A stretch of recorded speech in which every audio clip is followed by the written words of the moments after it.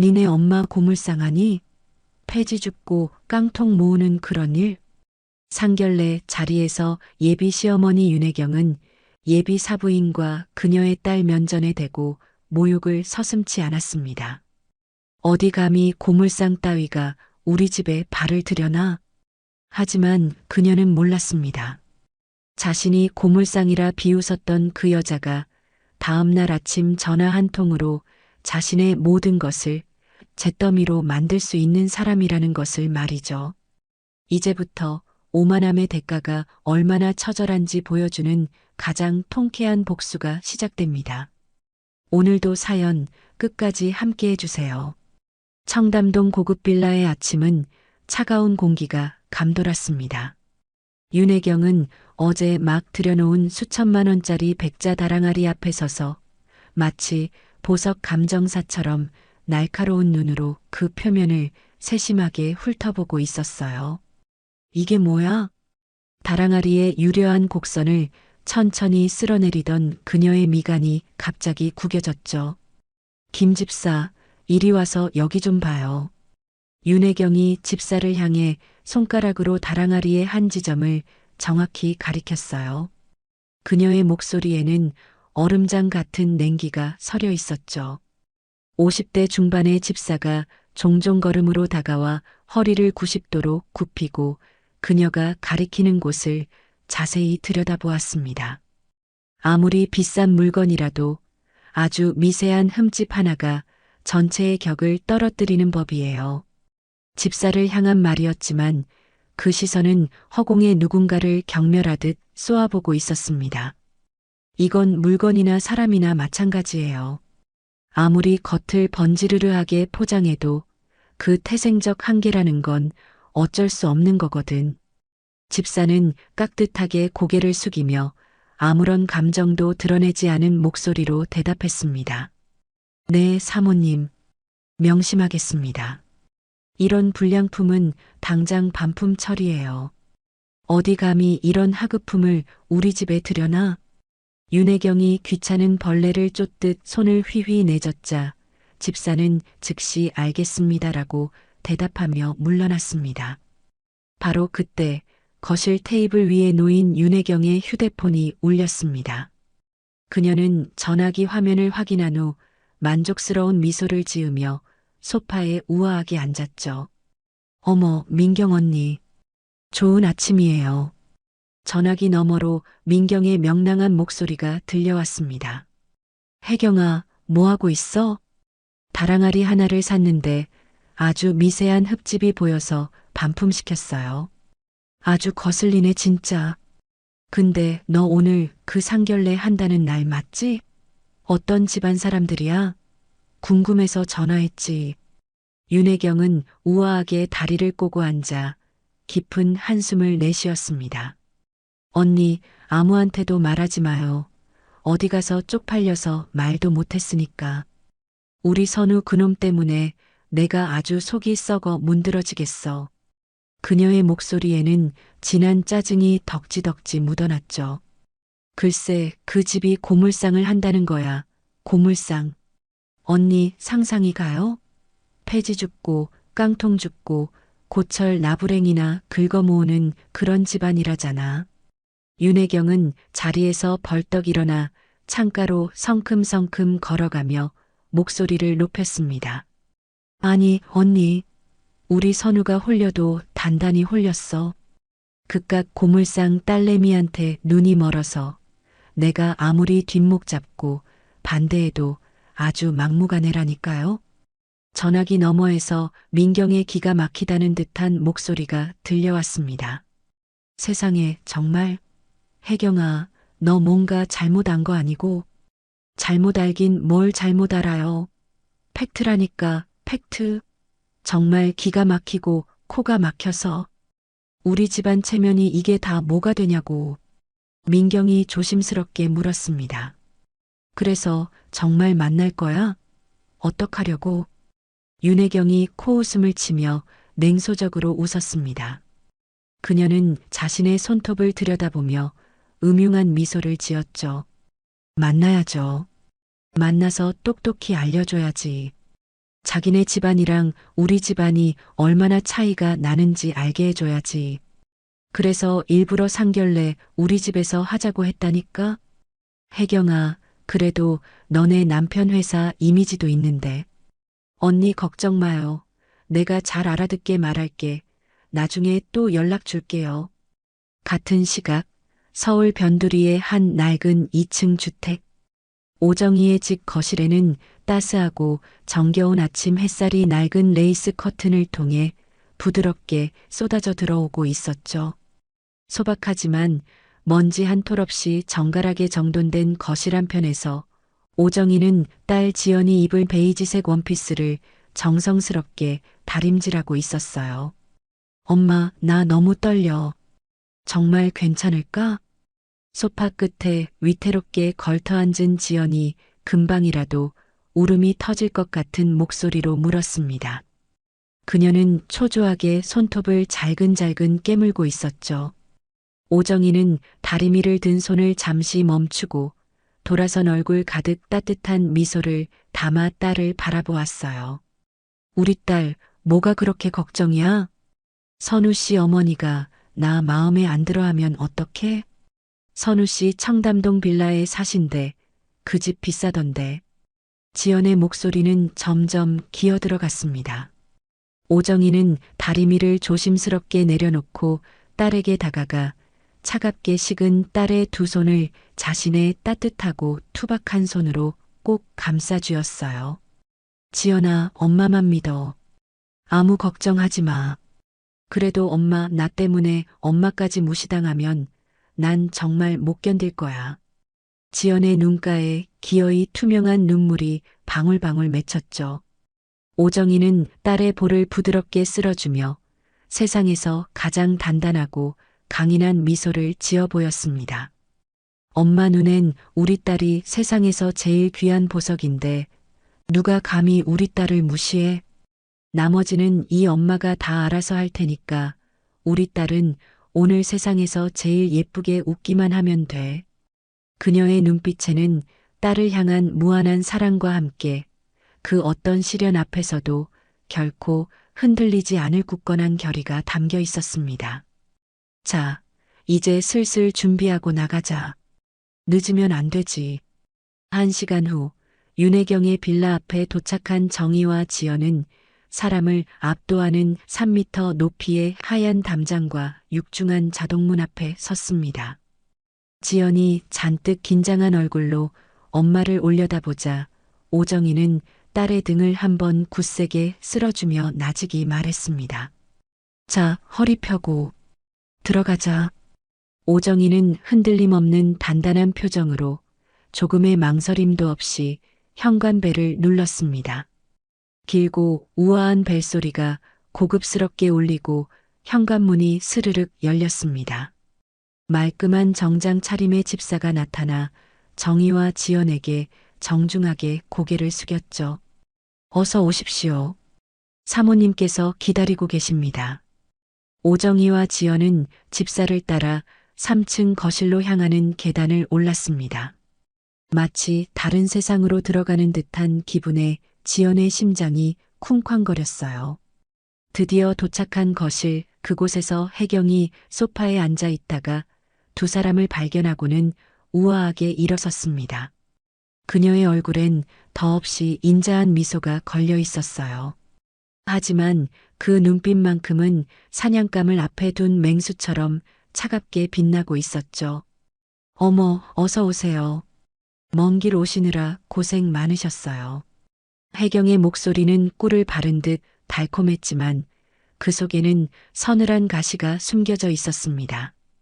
안녕하세요. 초대해 주셔서 감사합니다.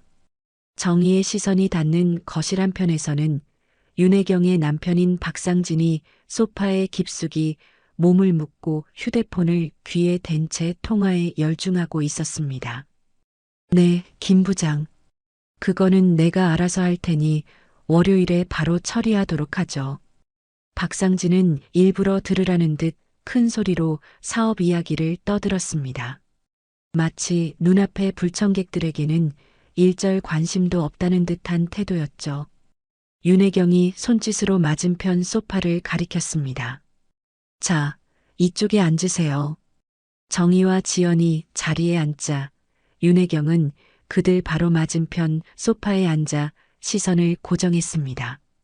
그리고 그녀의 눈빛은 오정희의 머리부터 발끝까지 아주 천천히 훑어내렸습니다. 마치 오전에 다랑아리의 흠을 찾아내던 바로 그 눈빛이었어요. 오정희가 큰맘 먹고 장만한 소박한 정장, 몇 년은 좋게 들었을 가죽 가방, 굽이 다른 구두까지 하나하나 값을 매기듯 뜯어보는 그 시선은 얼음장처럼 차가웠습니다.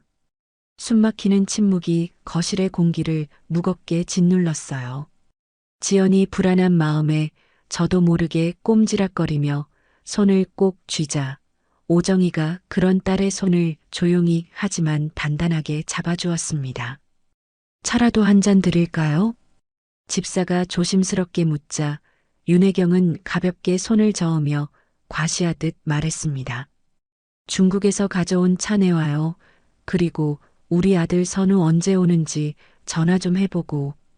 바로 그때 박상진이 시끄럽던 전화 통화를 마치고는 휴대폰을 내려놓으며 건성으로 인사했습니다. 아, 오셨습니까? 죄송합니다. 회사에 급한 일이 좀 있어서요. 그는 오정희와 지연을 위아래로 한번 쓱 훑어볼 뿐 이내 다시 휴대폰으로 시선을 돌리며 만지작거렸습니다. 모든 것이 계획된 무시와 모욕이었죠. 드디어 윤혜경이 아주 느릿하게 입을 열었습니다.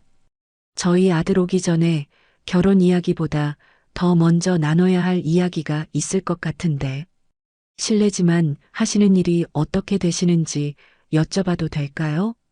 겉으로는 더없이 정중한 질문이었지만 그 안에는 날카롭게 벼린 칼날이 숨겨져 있었습니다. 하지만 오정희는 조금도 동요하지 않고 침착하게 대답했어요. 재활용 관련 일을 하고 있습니다. 재활용이요? 윤혜경의 입꼬리가 비웃음으로 미세하게 뒤틀렸습니다. 아, 그러시군요. 구체적으로 어떤 재활용을 말씀하시는 건가요? 요즘은 재활용 사업도 아주 다양하잖아요. 옆에 앉은 지연의 얼굴이 하얗게 굳어가는 것을 보며 오정희는 딸의 손을 더욱 꽉 잡았습니다. 그녀는 여전히 차분한 표정을 무너뜨리지 않고 대답했습니다. 폐지나 고철 같은 것들을 수거해서 필요한 곳에 보내는 일입니다. 바로 그 순간 윤혜경의 눈이 기다렸다는 듯 번뜩였습니다. 그녀가 원했던 대답이 정확히 나온 것이죠. 아, 그러니까 소위 말하는 고물상을 하신다는 말씀이시군요. 윤혜경의 목소리에 노골적인 경멸이 칼날처럼 섞여 들어왔습니다. 길거리에 널린 폐지 줍고 찌그러진 깡통 모으는 그런 일이요? 거실의 공기가 그 한마디에 순식간에 꽁꽁 얼어붙었습니다. 지연의 얼굴에서 핏기가 완전히 가셨어요. 참을 수 없는 모욕감에 입술이 파르르 떨려왔습니다. 엄마. 지연이 떨리는 목소리로 엄마를 불렀지만 오정희는 미동도 하지 않았습니다.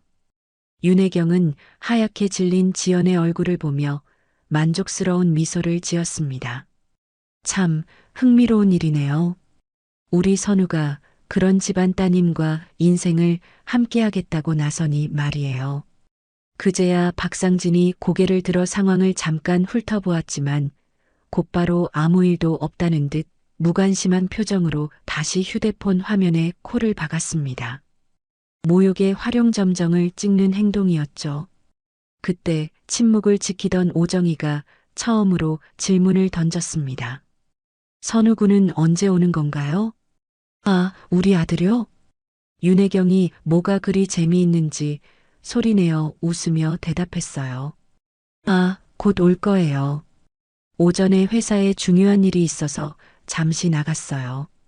지연이 분노로 꽉 쥔 주먹을 떨며 입을 열려던 찰나 오정희가 조용히 딸의 손목을 잡아 제지했습니다. 윤혜경의 차가운 시선이 이번에는 지연에게로 향했습니다. 우리 지연 양, 참 예쁘게 생겼네. 그런데 앞으로 어떻게 살 계획이에요?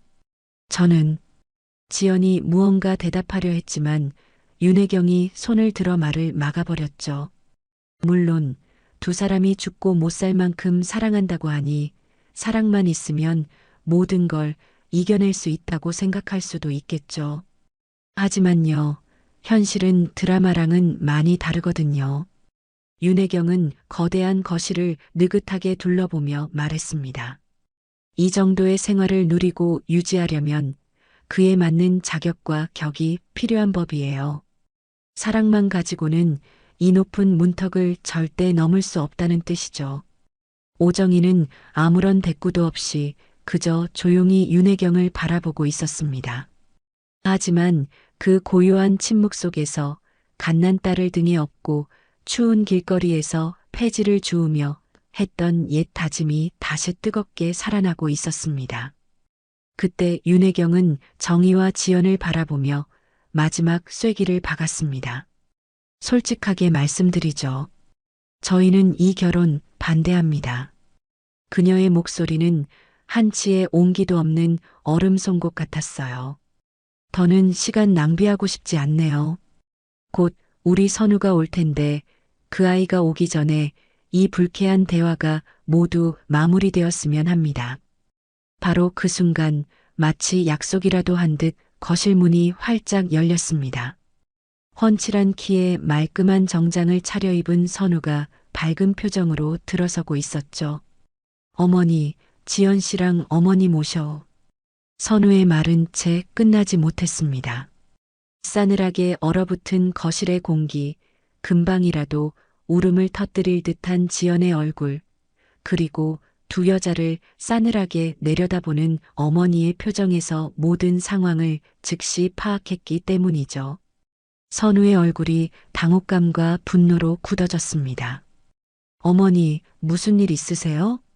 선우가 다급하게 윤혜경에게 질문을 던진 그 순간 지금까지 미동도 없이 앉아있던 오정희가 자리에서 천천히 하지만 아주 단호하게 일어섰습니다.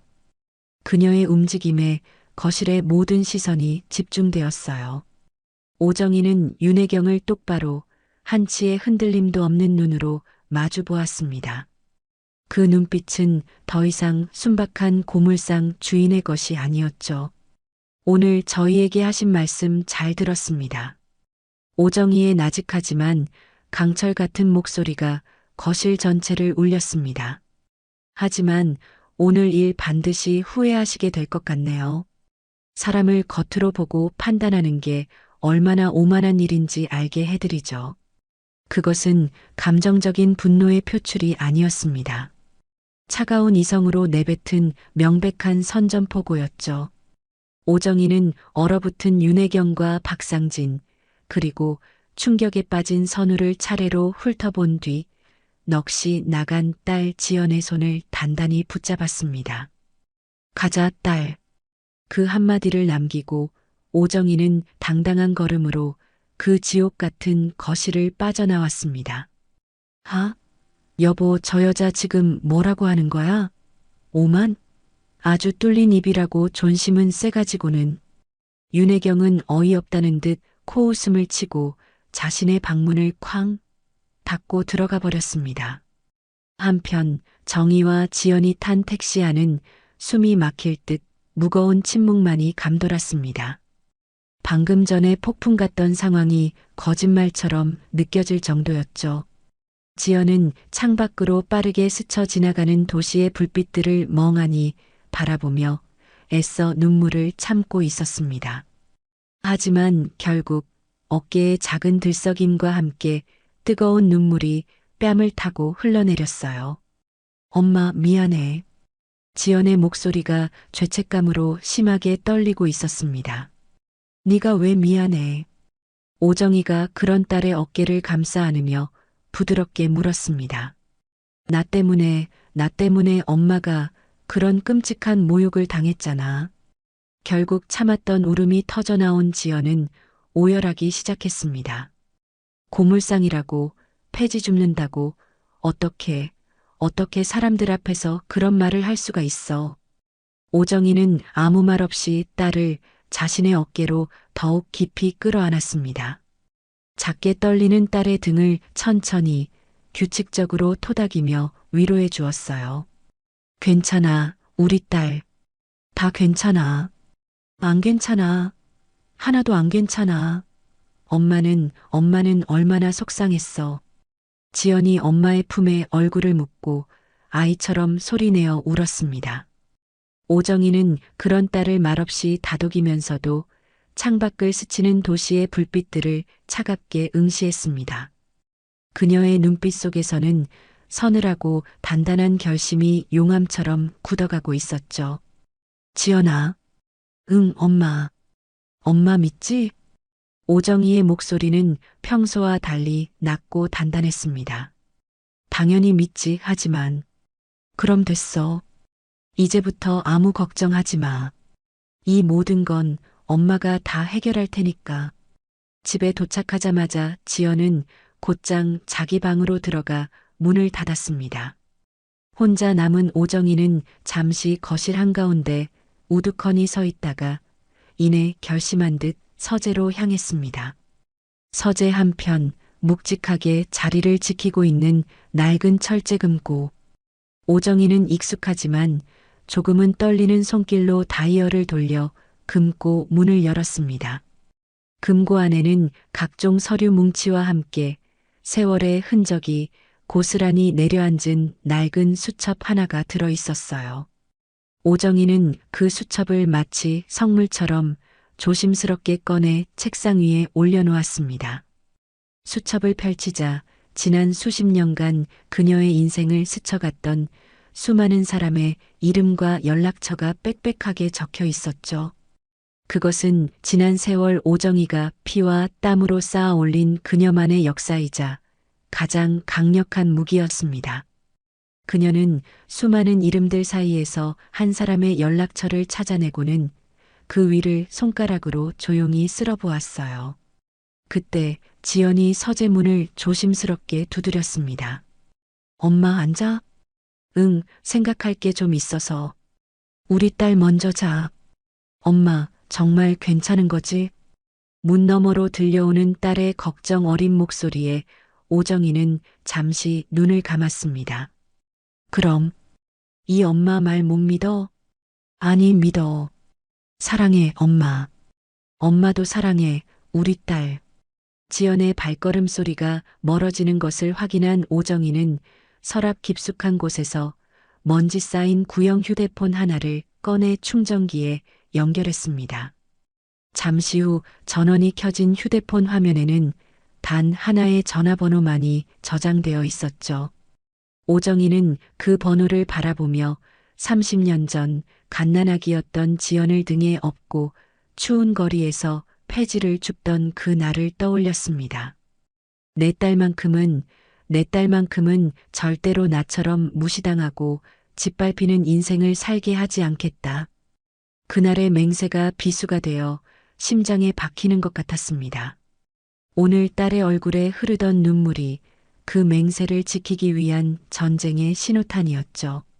오정희는 더 이상 망설이지 않고 단호하게 통화 버튼을 눌렀습니다. 몇 번의 신호음이 울린 후 상대방이 전화를 받자마자 그녀가 차갑게 말했습니다. 저 오정희입니다. 부탁드릴 일이 있습니다. 내일 좀 뵙죠. 오정희는 그 한마디만 남기고 미련 없이 전화를 끊었습니다. 이 전화 한 통은 딸의 미래를 지키기 위한 기나긴 전쟁의 서막이었습니다. 오정희가 복수의 칼을 갈기 시작한 바로 다음 날 아침, 윤혜경은 세상 모르고 단잠에서 깨어났습니다. 어제 오정의 모녀에게 안겨준 완벽한 모욕을 떠올리자 입가에 저절로 만족스러운 미소가 번졌죠. 그녀는 실크 가운을 걸치고 침실에서 나와 거실 소파에서 조간신문을 읽고 있는 남편 박상진에게 다가갔어요. 여보, 어제 그 여자 말이에요. 뒷조사 좀 해봐요. 박상진이 신문에서 귀찮다는 듯이 고개를 들었습니다. 뒷조사? 고작 고물상 하나 가지고 뭘 그렇게까지 유난이야. 당신답지 않게. 그래도 확실하게 해두는 게 좋잖아요. 혹시라도 우리가 모르는 꿍꿍이가 있을지도 모르고.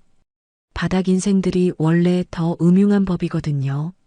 윤혜경이 팔짱을 끼고 턱을 치켜들며 고집을 부렸습니다. 박상진은 더 상대하기 싫다는 듯 한숨을 내쉬며 자리에서 일어났죠. 알겠어. 김 비서한테 시켜볼게. 그로부터 몇 시간 후 김 비서가 가져온 A4 용지 몇 장의 자료가 윤혜경의 손에 들려 있었습니다. 그녀는 서류를 훑어보며 코웃음을 쳤어요. 푸훗, 그럴 줄 알았어. 소규모 자원 재활용 업체 대표 오정희. 이게 뭐야? 고물상을 아주 그럴듯하게 포장해놨네. 윤혜경이 서류를 테이블 위로 경멸스럽게 툭 던지며 승리감에 도취되었습니다. 거 봐요. 내 눈이 틀리지 않았잖아요. 정말 별 볼 일 없는 그냥 고물상 아줌마였어. 자신의 판단이 완벽했다는 확신에 찬 그녀는 이제 이 지긋지긋한 관계에 마지막 확인 사살을 할 때라고 생각했습니다. 윤혜경은 휴대폰을 집어들고 예전에 아들에게서 알아낸 지연의 번호를 찾아 전화를 걸었죠. 몇 번의 신호음이 울린 후 지연이 조심스럽게 전화를 받았습니다. 여보세요? 지연 양? 나예요. 선우 엄마. 윤혜경의 목소리는 가식적인 꿀을 발라놓은 듯 다정했지만 그 속엔 독이 가득했습니다. 아, 안녕하세요, 어머님. 지연의 목소리에는 어제의 깊은 상처가 그대로 남아 있었어요. 어제는 경황이 없어서 미처 못한 말이 있어서 전화했어요. 윤혜경이 소파에 편안하게 몸을 기댄 채 본격적으로 날카로운 발톱을 드러냈습니다. 지연 양, 우리 선우랑 헤어지기로는 한 거죠? 어제 내가 한 말 듣고 주제 파악 좀 제대로 했으면 좋겠는데 어머님 말씀이 너무 심하세요. 지연이 떨리는 목소리로 항의했지만 윤혜경은 멈출 생각이 전혀 없었죠. 심해? 이게 현실이야, 아가씨. 폐지나 줍고 고철 쪼가리나 팔아서 하루 벌어 하루 먹고 사는 주제에 어디 재벌가 며느리 자리를 꿈꿔요? 전화기 너머로 지연의 숨막힌 흐느낌이 희미하게 들려왔습니다. 그 소리는 윤혜경에게 승리의 축배와도 같았어요. 그녀는 더욱 기세등등하게 몰아붙였습니다. 근본도 없는 집안에서 자란 애가 뭘 제대로 배웠겠어요. 보고 배운 게 도둑질이라고 남자 하나 잘 물어서 인생 바꿔보려는 속셈 아니야? 제발 그만해 주세요. 지연이 울먹이며 애원했지만 윤혜경의 잔인한 악담은 멈추지 않았습니다. 네가 아무리 얼굴이 반반하고 착한 척 해봤자 그 거지 같은 신부는 절대 안 변해. 내 엄마가 아무리 용을 써봤자 고물상은 그냥 고물상일 뿐이라고. 저희 엄마에 대해 그렇게 함부로 말씀하지 마세요. 지연이 처음으로 용기를 내어 목소리를 높였습니다. 하지만 그건 불에 기름을 붓는 격이었죠. 뭐, 이게 어디서 감히 나한테 소리를 질러. 역시 못 배우고 잘한 티가 역력하네. 아주. 윤혜경이 비웃으며 최후 통첩을 날렸습니다. 똑똑히 들어. 우리 선우와의 결혼, 내 눈에 흙이 들어가기 전엔 절대 허락 못해. 괜히 선우 옆에서 알짱거리면서 우리 집안 망신시키지 말고 내 수준에 맞는 남자 만나서 알아서 살아. 그게 널 위해서도 좋은 길일 거야. 윤혜경은 그렇게 말하며 차갑게 전화를 끊어버렸습니다. 이 통화 한 번으로 모든 것이 완벽하게 정리되었다고 확신했어요. 거실에서 아내의 통화를 전부 들은 박상진이 혀를 차며 말했습니다. 당신 참 대단하다. 드라마를 너무 많이 봤네. 확실하게 싹을 잘라버려야 다신 얼씬도 못하지. 윤혜경이 승리의 미소를 지으며 끊어버린 그 전화 한 통은 결국 두 젊은 사랑의 숨통을 끊어놓고야 말았습니다. 그날 저녁 한강공원의 차가운 강바람이 지연의 퉁퉁 부은 눈을 시리게 스쳤습니다. 평소 두 사람이 가장 좋아하던 산책길 벤치에 나란히 앉아 있었지만 그들 사이에는 깊은 강물보다 더 건너기 힘든 침묵이 흐르고 있었죠. 먼저 그 침묵을 깬 것은 지연이었습니다. 선우 씨.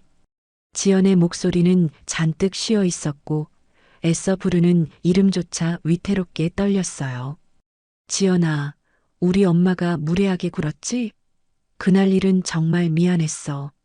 전화해도 안 받아서 걱정했어. 선우는 그제야 지연의 얼굴을 제대로 살피며 걱정스럽게 물었습니다. 지연은 그런 선우를 보며 희미하게 웃었습니다. 그 웃음이 너무나 서글퍼 보였죠. 오늘 당신 어머니한테 전화 받았어. 그 한마디에 선우의 얼굴이 하얗게 굳어졌습니다. 엄마가 또 전화를 했다고?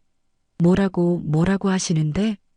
우리 엄마더러 고물상이라고 폐지 줍는 주제의 재벌가 며느리를 넘보냐고 하시더라. 지연의 눈에서 애써 말려두었던 눈물이 다시 왈칵 터져 나왔습니다. 목이 메어 더 이상 말을 잇지 못했죠. 선우가 당황하며 다급하게 지연의 손을 잡았습니다. 지연아, 미안해. 엄마가 그런 심한 말씀까지 하실 줄은 정말 몰랐어. 하지만 그 사과는 너무나 무력하고 공허하게 들렸습니다. 지연이 잡힌 손을 뿌리치며 자리에서 벌떡 일어섰어요. 그녀의 눈에는 더 이상 슬픔이 아닌 차가운 분노가 서려 있었습니다. 몰랐다고? 어제 우리 엄마가 그 자리에서 그런 수모를 당할 때 선우 씨는 뭘 했는데? 당신 아버지는 대놓고 우릴 무시하고 당신 어머니는 우리 엄마 인격까지 짓밟았어. 그때 당신은 어디 있었냐고. 지연아, 제발 진정하고 내 말 좀 들어봐. 내가 엄마한테 정말 단단히 말씀드릴게. 다시는 이런 일 없도록. 선우가 어쩔 줄 몰라 하며 지연을 달랬지만 이미 엎질러진 물이었습니다. 말씀드린다고? 지금까지 대체 몇 번이나 그 말을 했어. 당신은 평생 들어본 적도 없는 그런 끔찍한 말들을 우리 엄마가 그리고 내가 당신 가족한테 들었다고. 미안해. 그건 정말 엄마가 너무하셨어. 내가 100번이라도 대신 사과할게. 선우는 마치 고장난 녹음기처럼 미안하다는 말만 되풀이할 뿐이었습니다. 지연은 그런 선우를 싸늘하게 그리고 아주 깊은 눈으로 똑바로 바라보며 물었습니다. 선우 씨, 나 정말 사랑하기는 해? 무슨 말을 그렇게 해? 당연히 사랑하지. 세상 누구보다.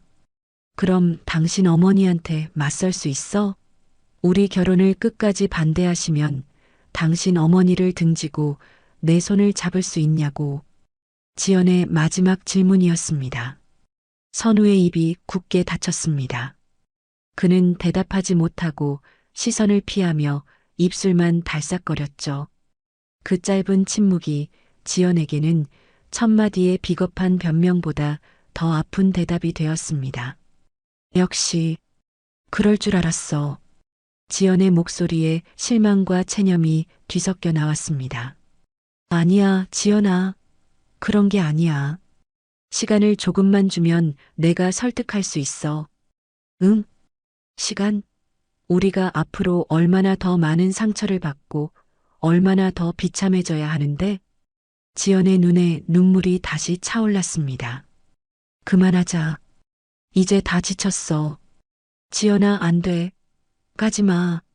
선우가 절박하게 지연의 팔을 붙잡았습니다. 지연의 눈빛은 이제 눈물기마저 사라져 텅 비어 있었습니다. 이제 정말 끝이야. 다시는 연락하지 마. 지연은 차갑게 돌아서서 한 번도 뒤돌아보지 않고 걷기 시작했습니다. 그녀의 등이 단호하고 외로워 보였습니다. 선우는 그 자리에 힘없이 주저앉아 멀어져 가는 지연의 뒷모습을 망연자실하게 바라볼 뿐이었죠. 지연아, 지연아. 선우가 절규하듯 그녀의 이름을 불렀지만 그 목소리는 차가운 강바람에 흩어져 버렸습니다. 자신이 세상에서 가장 소중한 것을 잃었다는 것을 깨달았을 때 이미 모든 것은 너무 늦어버린 후였습니다. 선우가 한강의 차가운 바람을 맞으며 절망에 빠져 있는 동안 지연의 시간은 잿빛으로 멈춰버렸습니다.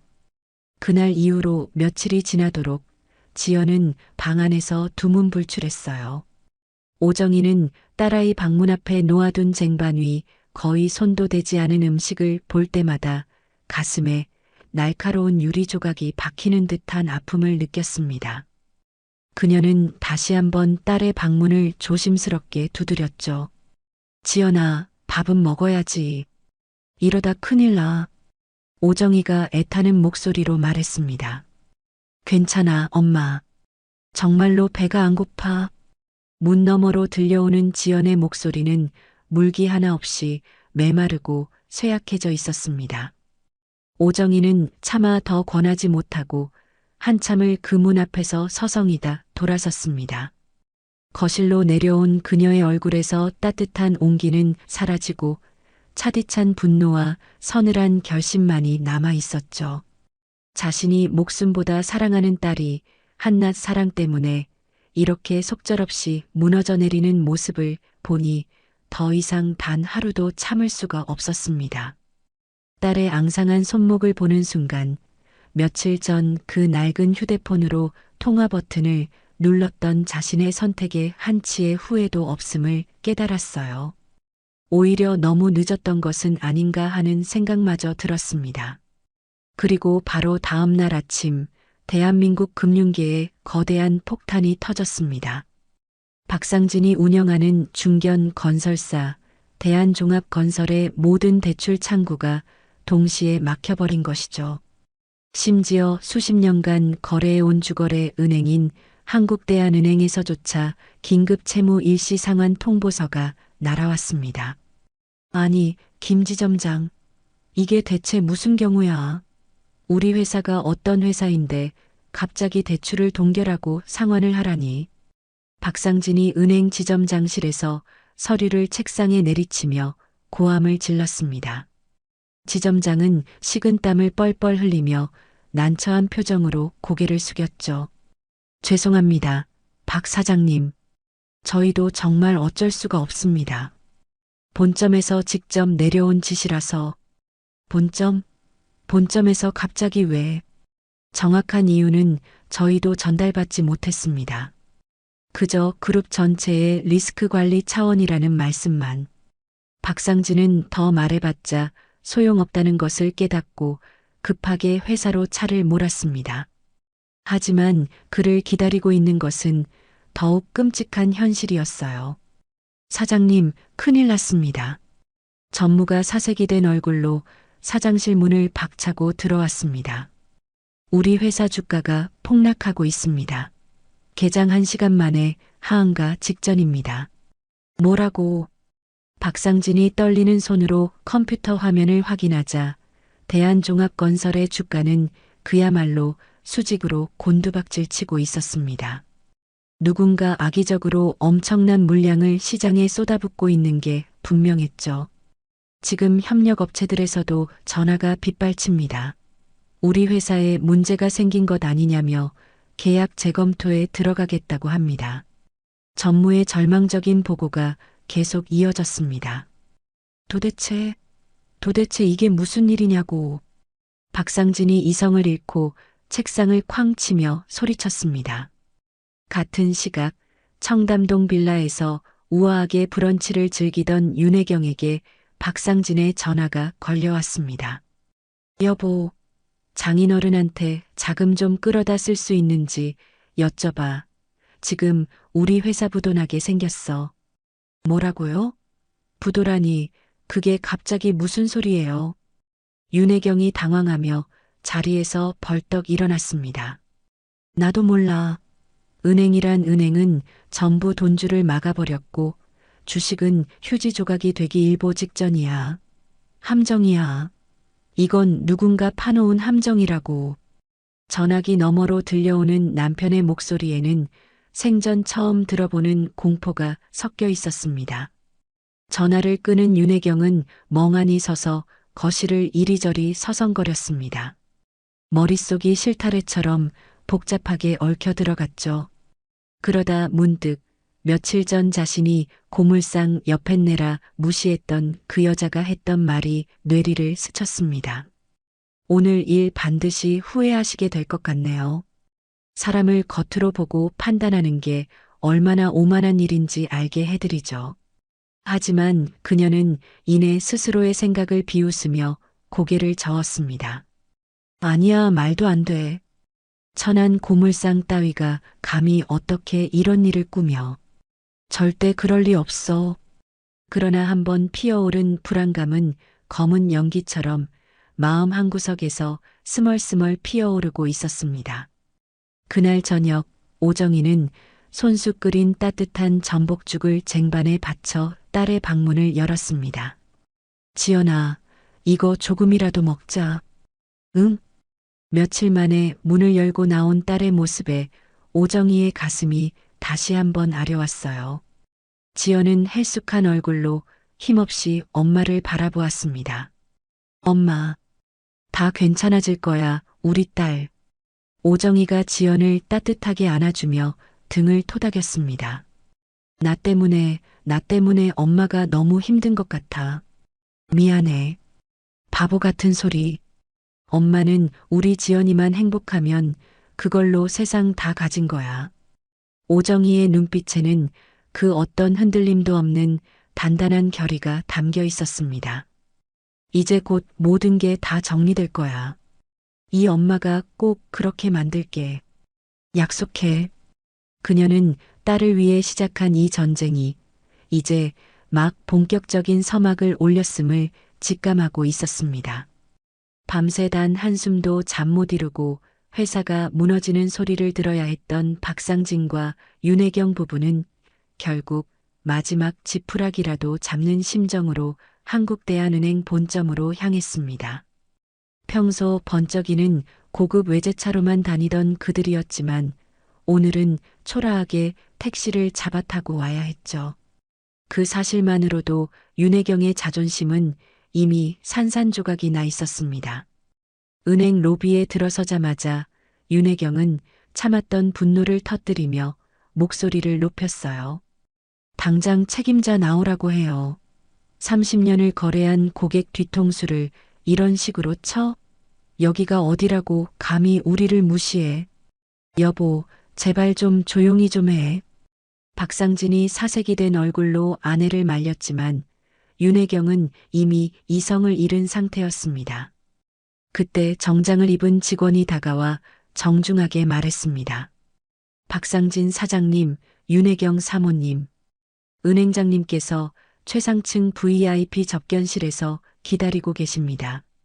두 사람은 직원을 따라 엘리베이터에 올랐습니다. 최상층에 도착하여 두꺼운 원목으로 된 문이 열리자 그들의 눈앞에 상상조차 하지 못했던 광경이 펼쳐졌죠. 도시 전체가 내려다 보이는 거대한 통유리창 앞 넓은 접견실 한편에는 한국대한은행의 은행장이 딱딱하게 굳은 얼굴로 서 있었습니다. 어서 오십시오, 박 사장님. 은행장이 잔뜩 긴장한 목소리로 인사했습니다. 그리고 은행장 옆엔 두 사람이 앉아 있었습니다. 한 명은 그들이 고물상이라며 인간 이하의 취급을 했던 오정희와 60대 후반의 낯선 남성. 하지만 오늘 오정희는 더 이상 초라한 고물상 주인이 아니었죠. 차분하고 기품 있는 모습으로 그들을 조용히 응시하고 있었습니다.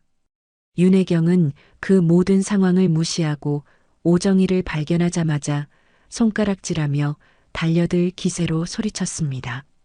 당신이 왜 어떻게 여기 있는 거야? 여보, 제발 진정해. 박상진이 아내의 팔을 붙잡았지만 윤혜경의 분노는 멈추지 않았습니다. 은행장님, 이 여자가 왜 여기 있는 거예요? 바로 그때였습니다. 오정희 옆에 조용히 앉아있던 위험 있는 남성이 아주 천천히 소리 없이 자리에서 일어났습니다. 그가 몸을 일으키자 방 안의 공기가 갑자기 몇 배는 더 무거워지는 것 같았어요. 박상진이 그 남성의 얼굴을 제대로 확인한 순간 그의 얼굴에서 핏기가 사라지며 새하얗게 질려버렸습니다. 방금 전까지 아내를 말리던 기세는 온데간데였고 마치 사형 선고를 받은 죄수처럼 온몸을 부들부들 떨기 시작했죠. 조 회장님? 박상진의 목소리가 염소처럼 떨려 나왔습니다. 조 회장이라 불린 남성이 박상진을 향해 아주 옅은 그러나 세상에서 가장 냉소적인 미소를 지으며 다가갔습니다. 오랜만이군, 박상진이. 그 목소리는 얼음처럼 차갑고 강철처럼 위협적이었습니다. 윤혜경은 남편의 기겁하는 반응에 당황하며 그를 바라보았어요. 여보, 왜 그래요? 이분이 누구신데요? 하지만 박상진은 아무 대답도 하지 못하고 그저 공포에 질린 눈으로 조 회장을 바라볼 뿐이었습니다. 조 회장이 이번에는 윤혜경을 향해 시선을 돌리며 말했습니다. 박상진 회장 아내분께선 나를 모르시는 게 당연하겠죠. 벌써 30년도 더 된 과거의 일이니까. 그 순간 구석에 서 있던 은행장이 떨리는 목소리로 조 회장에게 보고했습니다. 회장님, 요청하신 모든 서류는 준비를 마쳤습니다. 수고했네, 김 행장. 아주 깔끔하게 잘 처리해 주었어. 조 회장의 그 칭찬 한마디에 대한민국 금융계를 쥐락펴락하는 거대 은행의 행장이 90도로 허리를 숙였습니다. 윤혜경은 이 말도 안 되는 상황에 혼란스러워하며 소리쳤어요. 도대체 이게 다 무슨 일이에요? 그때 침묵을 지키던 오정희가 처음으로 입을 열었습니다. 그녀의 목소리는 차분했죠. 저희를 이곳으로 부르신 분은 조 회장님이십니다. 저 사람은 누구고 또 당신은 왜 불렀다는 거야? 윤혜경이 악을 쓰자 조 회장이 가볍게 손을 들어 그녀의 말을 막았습니다.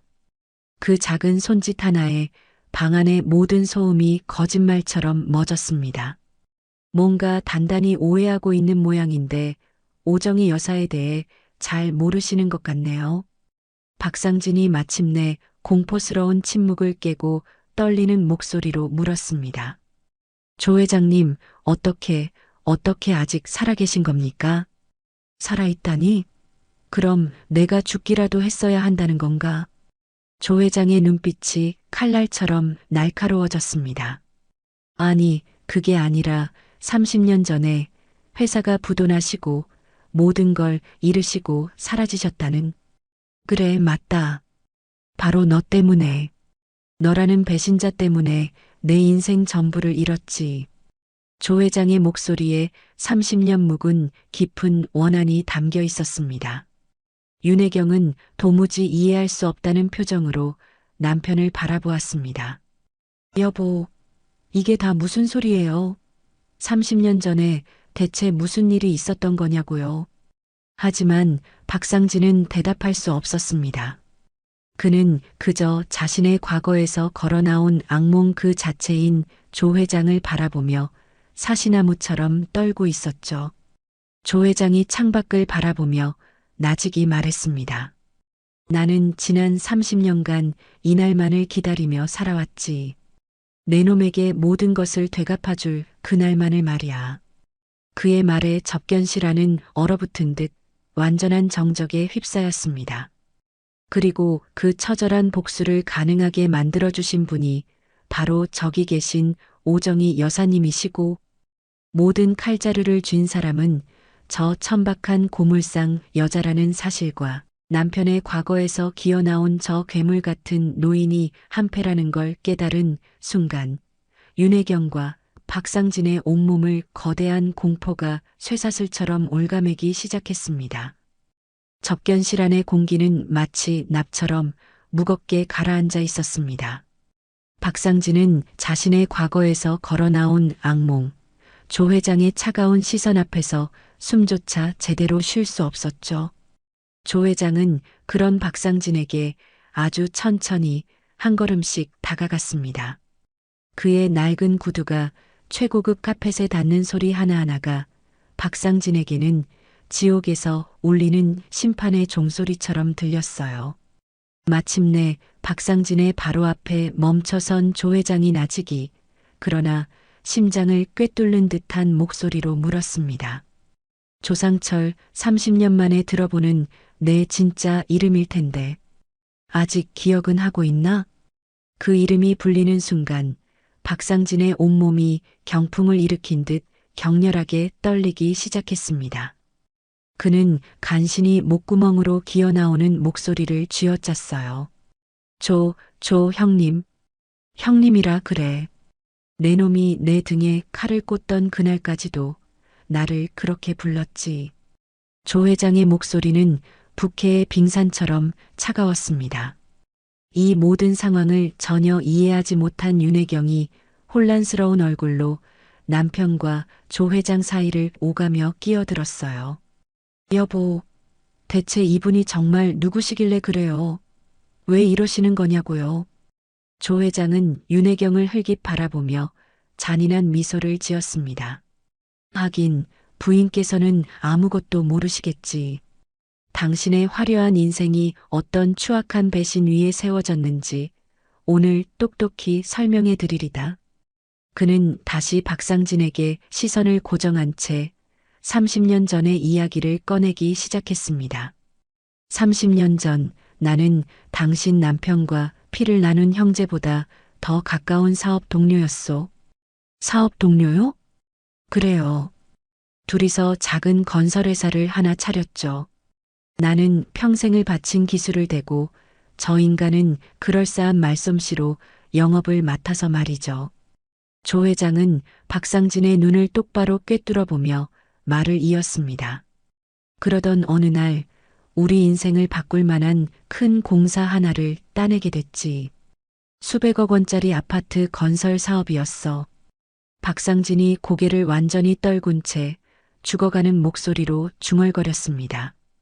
형님, 제발, 그때 일이 뭐였지? 내가 지방으로 보름간 출장을 간 사이에 대체 무슨 일이 일어났었나? 조 회장의 목소리가 면도날처럼 날카로워졌습니다. 내 입으로 직접 말해봐라. 내 놈이 내 등 뒤에서 무슨 짓을 저질렀는지. 박상진이 파랗게 질린 입술만 달싹일 뿐 아무 대답도 못하자 조 회장이 직접 모든 것을 폭로했습니다. 내가 자리를 비운 사이 회사법인 도장을 위조해서 내 지분 전부를 내 놈 명의로 돌려놓았더군. 윤혜경이 충격으로 숨을 헐떡이며 남편을 바라보았습니다. 그녀의 화려한 인생 전체가 남편의 더러운 과거 위에 세워진 모래성이었음을 깨달은 순간이었죠. 여보, 이게 정말이에요? 이게 끝인 줄 아시오? 회사 명의로 받을 수 있는 대출이란 대출은 전부 다 끌어다 놓고 그 보증인 자리에 내 이름을 박아 넣었지. 조 회장은 잠시 말을 끊고 창밖을 바라보며 회상했습니다. 그의 눈에는 30년 세월로도 지워지지 않는 깊은 분노와 슬픔이 서려 있었어요. 보름 만에 출장에서 돌아와 보니 회사는 공중분해되고 수십억의 빚만 내 이름 앞으로 남아있더군. 내 인생이 통째로 사라져버린 거야.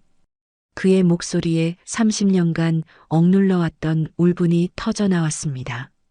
나는 하루아침에 모든 걸 잃었어. 피땀으로 일군 사업도, 온 가족이 함께 살던 집도, 심지어 내 가족마저도. 조 회장은 고개를 돌려 다시 박상진을 노려보며 말했습니다. 내 아내는 그 충격으로 시름시름 앓다가 결국 세상을 떠났고 하나뿐인 아들은 빚쟁이 아버지를 원망하며 집을 나가 아직까지도 연락 한 통 없어. 그 말에 박상진의 다리가 풀리며 그 자리에 무너져 내릴 듯 휘청거렸습니다. 형님, 정말 미안합니다. 그때는 제가 너무 젊어서, 돈에 눈이 멀어서. 젊어서? 그 가짜는 변명으로 내 인생을 망가뜨린 죄가 사라질 것 같나? 조 회장이 차갑게 웃었습니다. 그 웃음소리가 너무나 섬뜩했어요. 나는 그날 이후로 길바닥에 나앉아 막노동판을 전전하며 살았어. 짐승처럼 오직 내 놈에게 복수할 날만을 기다리면서 그렇게 30년을 버텼다고 윤혜경이 떨리는 목소리로 간신히 물었습니다. 그럼 어떻게 지금 이렇게? 조 회장은 대답 대신 소파에 조용히 앉아 있는 오정희를 바라보았습니다. 저분 덕분이지. 오정희 여사가 아니었다면 나는 아직도 공사판에서 먼지를 마시고 있었겠지. 오정희가 조용히 고개를 끄덕이며 입을 열었습니다. 그녀의 목소리는 차분했지만 무게가 실려 있었죠. 조 회장님께서 몰락하시기 전 만약을 대비해 다른 사람 이름으로 숨겨두셨던 자산들이 있었습니다. 제가 지난 30년간 그것들을 찾아내 조용히 관리해 드렸을 뿐이에요.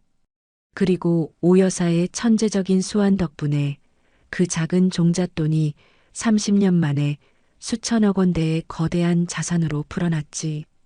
조 회장의 설명에 윤혜경은 오정희를 도저히 믿을 수 없다는 표정으로 바라보았습니다. 그럴 리가, 고작 고물상 아줌마가 어떻게 그런 일을. 겉모습에 완벽하게 속으셨군요. 당신이 그토록 경멸하고 무시했던 오정희 여사야말로 대한민국 금융계를 뒤에서 움직이는 얼굴 없는 거물, 투자계의 전설 오 회장이 바로 저분이니까. 조 회장의 말에 윤혜경의 머릿속이 하얗게 비어버리는 것 같았습니다. 자신이 벌레 보듯 무시하고 온갖 모욕을 퍼부었던 여자가 상상도 할 수 없는 거대한 힘을 가진 전설적인 인물이었다는 사실에 숨이 막혀왔죠. 조 회장이 다시 박상진에게로 다가갔습니다. 나는 30년을 기다렸어. 매일 밤 내 놈의 목을 조르는 꿈을 꾸며 이날만을 기다려왔다고. 형님, 제발, 제발 용서해 주십시오. 제가 다 잘못했습니다. 박상진이 조 회장의 바짓가랑이라도 잡을 듯 무릎을 꿇고 애원했지만 조 회장은 얼음처럼 냉정했습니다. 용서? 내 아내와 내 아들의 인생을 망쳐놓고 이제 와서 용서를 빌어? 그는 무릎 꿇은 박상진을 벌레처럼 내려다보며 선언했습니다. 지금까지는 그냥 예고편에 불과했어. 이제부터가 진짜 복수의 시작이야. 30년 전 묻어버렸다고 생각했던 과거가 가장 끔찍한 현실이 되어 그들의 목을 조여오기 시작했습니다. 지금까지는 그냥 예고편에 불과했어. 이제부터가 진짜 복수의 시작이야. 진짜 복수는 이제부터 시작이라는 조 회장의 선언은 박상진과 윤혜경의 마지막 남은 희망마저 잿더미로 만들었습니다. 조 회장은 무릎 꿇은 박상진을 경멸하듯 내려다보며 비웃음을 터뜨렸어요. 내 놈은 혹시 고작 이깟 회사 하나 부도내는 걸로 내 30년 복수가 끝날 거라고 생각했어? 그가 천천히 접견실을 걸어다니며 말했습니다. 그의 발걸음 하나하나가 박상진과 윤혜경의 숨통을 조여왔습니다. 내가 30년을 밤낮으로 이를 갈며 준비한 복수가 고작 그 정도일 것 같아? 박상진이 간신히 고개를 들어 애원하듯 조 회장을 바라보았습니다. 형님, 제발 여기서 멈춰 주십시오. 더 이상 뭘 더 원하시는 겁니까? 뭘 원하냐고? 조 회장이 갑자기 걸음을 멈추고 버럭 소리를 질렀습니다.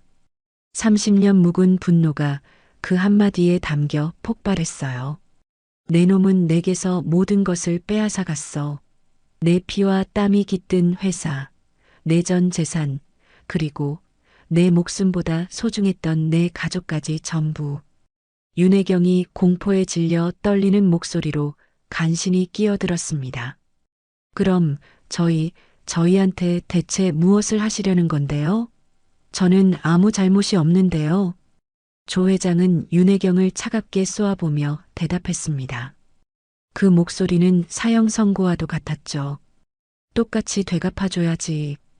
당신들이 지난 30년간 누려왔던 모든 것을 하나도 남김없이 빼앗을 겁니다. 모든 것이라니요? 조 회장은 창가로 다가가 서울 시내를 내려다보며 말을 이었습니다. 당신들이 사는 그 청담동의 으리으리한 빌라, 강남 곳곳에 숨겨놓은 땅들, 스위스 은행 비밀 계좌에 처박아 둔 검은 돈까지 내가 모조리 찾아서 먼지 하나까지 다 털어버릴 거야. 박상진이 절망적인 표정으로 비틀거리며 일어섰습니다. 형님, 제발 저 하나로 끝내주십시오. 제발 제 아내와 아들, 가족들만은 건드리지 말아주십시오. 가족? 조 회장이 천천히 뒤돌아서서 박상진을 노려보았습니다. 그의 눈빛은 불타는 것 같았어요. 내 놈이 감히 가족을 입에 올려? 그렇다면 너는 내 가족을 단 한 번이라도 생각해 본 적이 있어? 병든 몸으로 길거리에 나앉아 고통 속에 죽어간 내 아내를, 빚쟁이 아비가 싫다며 등을 돌려야 했던 내 아들의 찢어지는 마음을, 그때까지 상황을 지켜보던 은행장이 조심스럽게 끼어들었습니다. 조 회장님 말씀하신 모든 법적 절차를 진행할 서류가 완비되었습니다. 수고했네. 조 회장은 은행장에게 짧게 고개를 끄덕이고 다시 박상진 부부를 향해 몸을 돌렸습니다. 이건 단순히 내 놈들 돈을 뺏는 문제가 아니야. 나는 너희를 이 사회에서 완전히 매장시켜버릴 생각이다. 사회적 매장이라니요? 윤혜경이 공포에 질린 목소리로 되물었습니다. 간단해. 30년 전 당신 남편 박상진이 동업자였던 나를 어떻게 배신하고 사기와 횡령을 저질렀는지 가 추악한 진실을 대한민국 모든 언론사에 공개할 생각이지. 조 회장의 말에 박상진의 얼굴이 종이장처럼 하얗게 구겨졌습니다. 그렇게 되면 당신 남편은 다시는 이 재계에 발도 붙이지 못하게 되겠지요. 사기꾼, 배신자라는 낙인이 찍힌 채 평생을 살아가게 될 거야. 지금까지 조용히 모든 것을 듣고만 있던 오정희가 입을 열었습니다. 조 회장님, 너무 성급하게 모든 패를 보여주실 필요는 없을 것 같습니다. 조 회장이 오정희를 돌아보며 부드럽게 미소 지었습니다. 오 여사 말이 맞아. 복수는 차가울 때 해야 제맛이지. 천천히, 그리고 아주 확실하게. 그가 다시 박상진에게 다가가 마치 연극의 대사를 읊듯 말했습니다. 첫 번째는 내 놈의 회사, 두 번째는 내 놈의 모든 재산, 그리고 마지막 세 번째는 내 놈이 평생을 지키려 했던 그 더러운 명예까지. 이 순서대로 차근차근 무너뜨려 주마. 제발 형님, 제가 무릎 꿇고 빌겠습니다. 제발. 박상진이 또다시 바닥에 무릎을 꿇으려 하자 조 회장이 손을 들어 막았습니다. 이제 와서 빌어봤자 소용없어. 30년 전 내 아내가 내 놈 앞에서 피눈물을 흘리며 빌었을 때 그때 들었어야지. 그 순간 이성을 잃은 윤혜경이 갑자기 오정희에게 머리채라도 잡을 듯이 달려들었습니다.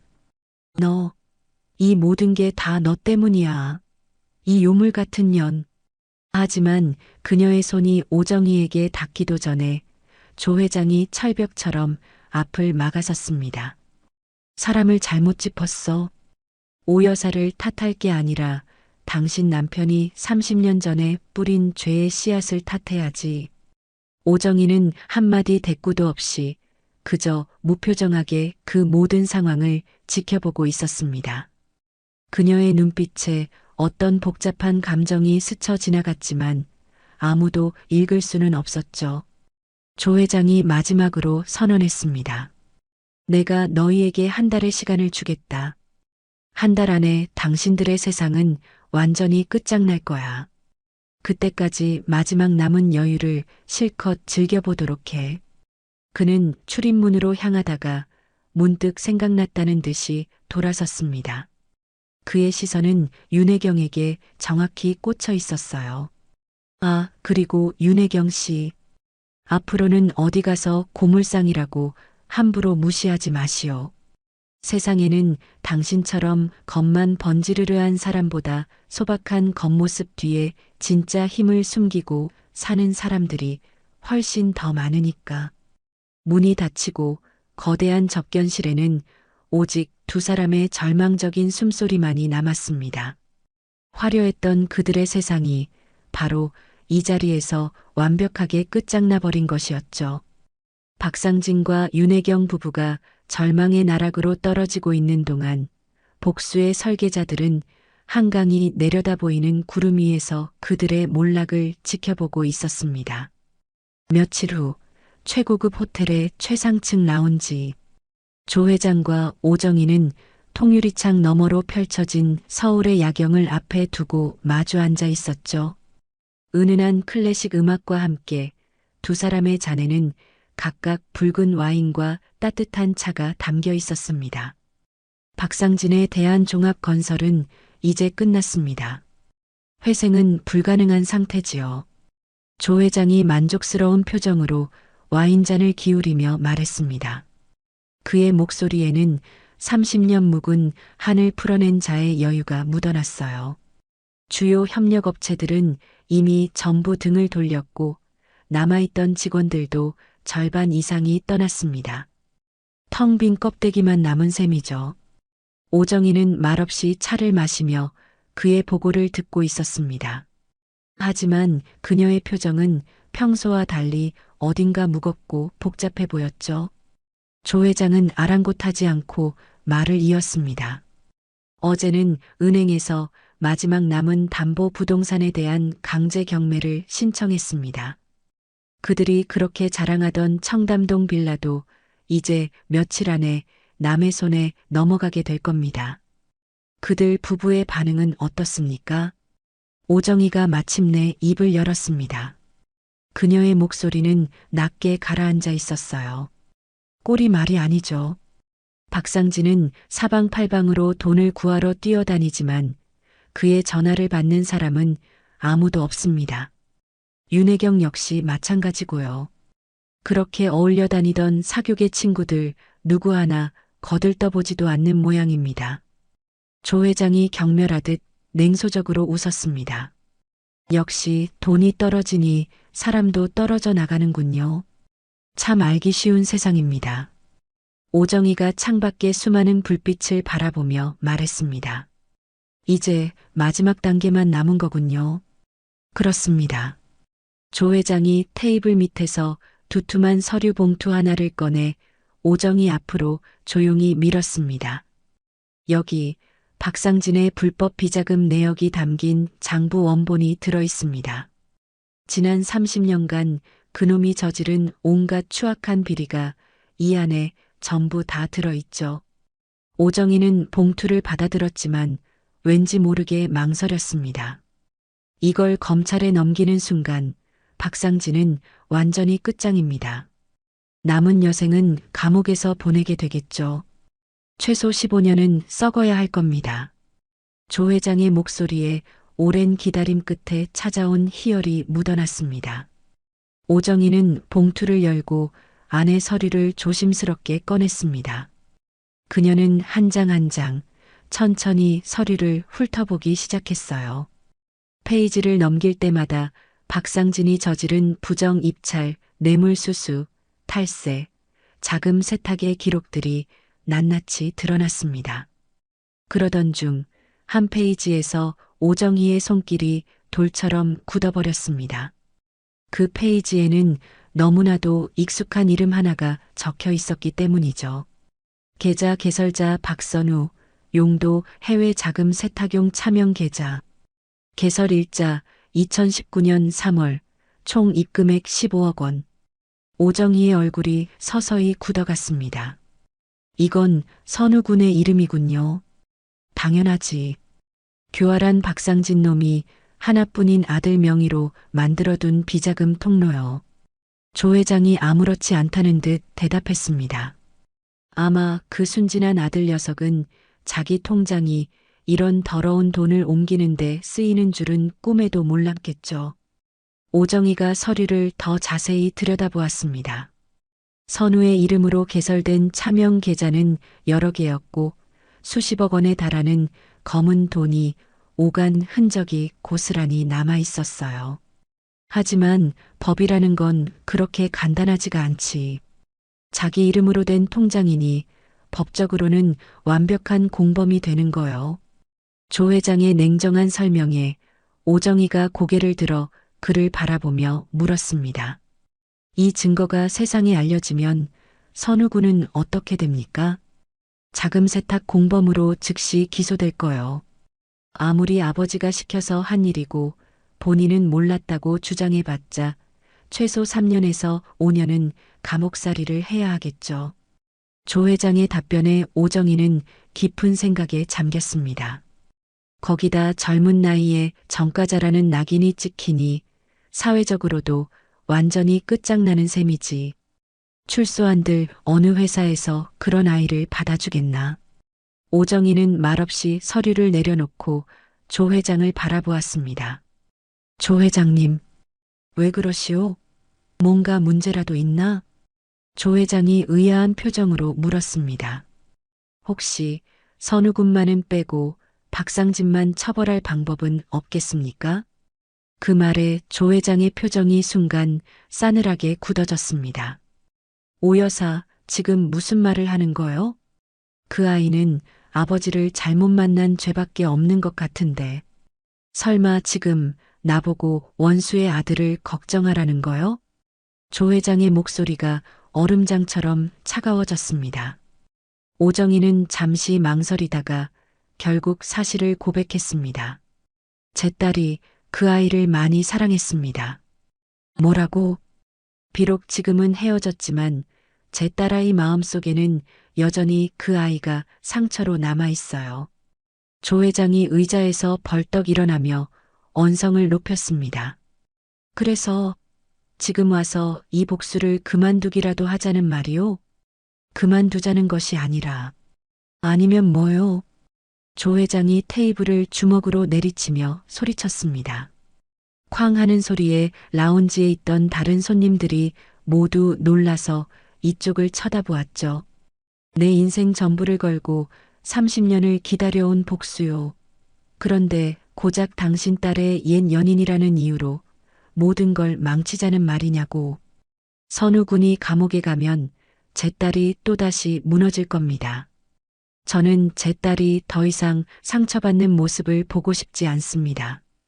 오정희가 조용하지만 단호하게 대답했습니다. 조 회장은 기가 막힌다는 듯 냉소적으로 웃으며 자리에 다시 앉았습니다. 참으로 재미있는 상황이군. 딸을 위해 시작한 복수가 이제는 그 딸 때문에 발목을 잡히게 생겼으니 다른 방법을 찾아보자는 겁니다.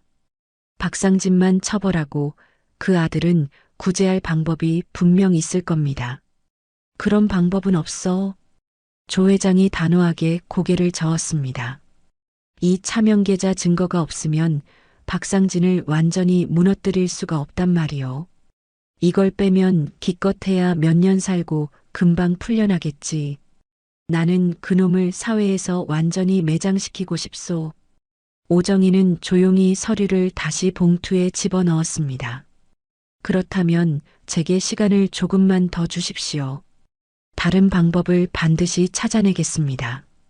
시간이라? 조 회장의 눈빛이 위험하게 번뜩였습니다. 30년을 기다린 나에게 더 기다리라고? 일주일입니다. 일주일 안에 모든 것을 해결하겠습니다. 조 회장은 그런 오정희를 차갑게 노려보며 말했습니다. 좋소. 하지만 일주일 뒤에도 지금처럼 망설이는 모습은 보이지 않았으면 하네요. 조 회장의 서늘한 협박에 오정희의 표정이 굳어졌습니다. 딸의 행복을 위해 시작한 복수가 이제는 부메랑이 되어 딸의 심장을 겨누는 칼날이 될 수도 있는 잔인한 갈림길에 그녀는 홀로 서 있었습니다. 조 회장의 잔인한 협박을 뒤로하고 자신의 일터로 돌아온 오정희였지만 그녀의 마음은 여전히 어젯밤 그 호텔 라운지에 갇혀 있는 듯 무거웠습니다. 다음 날 오후 서울 외곽에 위치한 그녀의 재활용 공장. 넓은 부지 위에는 산처럼 쌓인 고철과 폐지들이 작업자들의 손에 분주하게 분류되고 있었고, 집게 차들이 쉴 새 없이 움직이며 내는 소음이 공기를 가득 채웠습니다. 공장 한편에 자리한 3층 사무실 건물의 최상층, 오정희의 개인 사무실. 그녀는 넓은 원목 책상에 앉아 복잡한 심정으로 조 회장이 건넸던 서류, 박선우의 이름이 적힌 그 페이지를 다시 한번 훑어보고 있었죠. 15년 전 먼지 날리는 작은 고물상에서 시작해 피와 땀으로 일궈낸 이 모든 것을 창밖으로 바라보며 오정희는 깊은 한숨을 내쉬었습니다. 그때 사무실 문을 조심스럽게 노크하는 소리가 들렸습니다. 사장님, 저 김 부장입니다. 잠시 들어가도 되겠습니까? 문 밖에서 들려온 목소리는 15년간 그녀의 오른팔이 되어 이 사업을 함께 일궈온 김 부장의 것이었습니다. 들어와요. 오정희가 문제의 서류를 황급히 서랍에 넣으며 대답했습니다. 김 부장이 문을 열고 들어섰는데 그의 얼굴은 평소와 달리 어색함과 불안함으로 가득했어요. 언제나 차분하고 신중했던 50대 초반의 그가 오늘은 어찌된 일인지 안절부절 못하며 시선을 제대로 맞추지 못했습니다. 무슨 일이에요, 김 부장? 얼굴빛이 좋지 않네요. 오정희가 자리에서 일어나며 물었습니다. 사장님, 어제 조 회장님과 만나신 일 때문에 드릴 말씀이 있어서 왔습니다. 김 부장이 마른 입술을 핥으며 조심스럽게 말했습니다. 그 말에 오정희의 표정이 미세하게 굳어졌어요. 조 회장님 일을 김 부장이 어떻게? 사실 어젯밤에 조 회장님께서 저에게 따로 연락을 주셨습니다.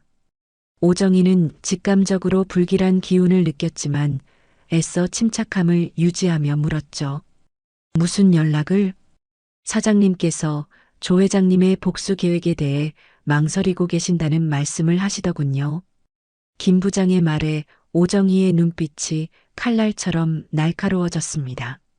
아무튼 조 회장님께서 제게 제안을 하나 하셨습니다. 어떤 제안인데요? 오정희가 팔짱을 끼며 그를 꿰뚫어 볼 듯이 바라보았습니다. 김 부장은 한참을 망설이다 마침내 모든 것을 고백했습니다. 만약 제가 회장님께 협력한다면 사장님께서 물러나신 후에 이 사업체 전부를 저에게 넘겨주시겠다고 약속하셨습니다. 그 순간 오정희는 세상이 무너지는 듯한 충격을 받았습니다. 믿었던 도끼에 발등이 찍힌다는 것이 바로 이런 기분이었죠. 김 부장 그래서 뭐라고 대답했나요? 사장님, 정말 죄송합니다. 드릴 말씀이 없습니다. 김 부장이 깊이 고개를 숙이며 말했습니다. 하지만 조 회장님의 힘은 저희가 생각하는 것 이상입니다. 이미 승패는 정해진 싸움이라고 생각합니다. 오정희가 떨리는 손으로 책상을 짚고 김 부장을 똑바로 바라보았습니다. 그래서 15년을 함께한 나를 배신하겠다는 겁니까? 배신이라고 생각하지 말아 주십시오. 그저 현실적인 선택일 뿐입니다. 현실적인 선택? 15년이야. 당신과 내가 맨주먹으로 여기까지 어떻게 왔는데 이제 와서 현실적인 선택? 오정희의 목소리에 배신감과 서러움, 그리고 주체할 수 없는 분노가 뒤섞여 터져 나왔습니다. 사장님께서 조 회장님과 맞서시지만 않았어도 이런 일은 없었을 겁니다. 저도 제 가족과 제 앞날을 생각해야 하지 않겠습니까? 사장님 편에 섰다가 함께 망할 수는 없는 노릇입니다. 김 부장이 변명처럼 늘어놓는 말에 오정희가 차갑게 물었습니다. 그래서 조 회장에게 내 정보를 팔아넘겼다는 거군요. 내 사업 내역, 내 약점 같은 것들을. 김 부장은 차마 고개를 들지 못한 채 모든 것을 시인했습니다. 네, 며칠 전부터 회장님께 보고드리고 있었습니다. 오정희는 순간 현기증을 느꼈습니다. 외부의 적보다 무서운 것은 언제나 내부의 배신자였죠. 구체적으로 어떤 정보를 넘겼어요? 우리 회사의 자금 흐름과 주요 거래처 명단, 그리고 김 부장이 망설이다가 어렵게 말을 이었습니다. 조 회장님께서 특히 궁금해하신 것은 사장님의 따님에 대한 일이었습니다. 그 말에 오정희의 표정이 싸늘하게 얼어붙었습니다. 내 딸 이야기를 했다고? 네, 따님이 박상진 사장의 아들과 어떤 관계였는지, 지금 심정은 어떤지, 그런 것들을 자세히 물으셨습니다. 그런 시시콜콜한 것까지 전부 다 보고했다는 겁니까? 오정희의 목소리가 위험할 정도로 낮아졌습니다. 회장님께서 사장님의 가장 큰 약점을 알아야만 사장님을 설득할 수 있을 거라고 하셨습니다. 오정희가 말없이 책상 서랍을 열자 김 부장이 화들짝 놀라며 말했습니다. 사장님, 정말 죄송합니다. 하지만 지금이라도 늦지 않았습니다. 조 회장님께 항복하십시오. 그것만이 사장님께서 살 길입니다. 항복? 오정희의 입가에 차가운 미소가 걸렸습니다. 김 부장, 15년이라는 세월이 참 아깝다는 생각이 드네요. 사장님, 내가 당신을 어떻게 대했는지 벌써 잊었나 봐요. 당신 아들 대학 등록금, 당신 어머니 수술비, 그거 다 누가 대줬죠? 김 부장은 죄인처럼 고개를 숙일 뿐이었습니다. 그 은혜를 이런 식으로 갚는군요. 당장 내 눈앞에서 사라져요.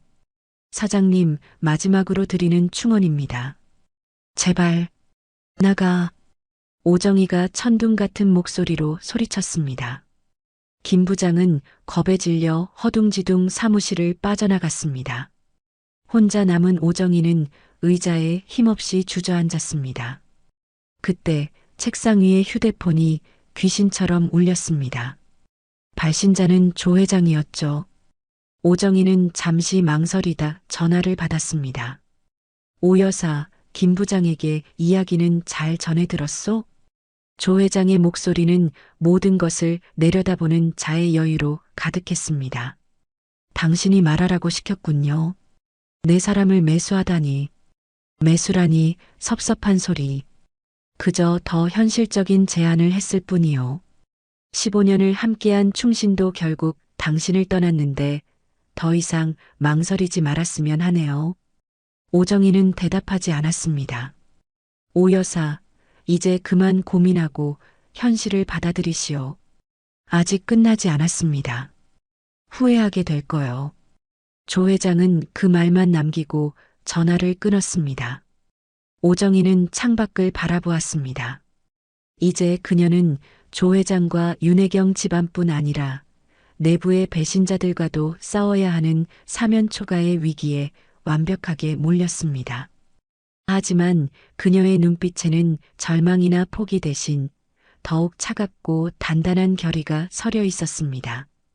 사면초가의 위기 속에서 오정희는 절망하는 대신 가장 위험하고 대담한 마지막 승부수를 던지기로 결심했습니다. 적의 심장부, 바로 윤혜경을 직접 겨누는 것이었죠. 조 회장에게 약속한 일주일의 시한이 하루 앞으로 다가온 저녁, 그녀는 서재에 깊숙이 넣어두었던 낡은 휴대폰을 꺼내 특별한 번호로 전화를 걸었습니다. 몇 번의 신호음이 울린 후 잔뜩 잠기고 지친 여자의 목소리가 들려왔어요. 여보세요? 윤혜경 씨.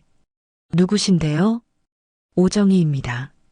순간 전화기 너머로 숨을 멈추는 소리가 들렸습니다. 잠시 동안 정적이 흘렀죠. 당신과 단둘이 만나서 할 이야기가 있습니다. 혼자 나오셔야 할 겁니다. 무슨 얘기를 당신이랑 한다는 거죠? 윤혜경의 목소리에는 경계심과 적의가 가득했습니다. 당신 아들 박선우 군 때문입니다. 꼭 나오셔야 할 거예요. 오정희의 그 한마디에 윤혜경이 당황했습니다. 우리 선우라니요? 우리 선우가 왜요? 자세한 건 만나서 이야기하죠. 지금부터 1시간 뒤 한강공원 반포대교 아래로 나오세요. 기다리겠습니다. 오정희는 윤혜경의 대답을 듣지도 않고 일방적으로 전화를 끊었습니다. 1시간 후 인적 드문 한강공원의 강변 벤치. 약속 장소에 나타난 윤혜경의 모습은 며칠 전과는 완전히 다른 사람이었습니다.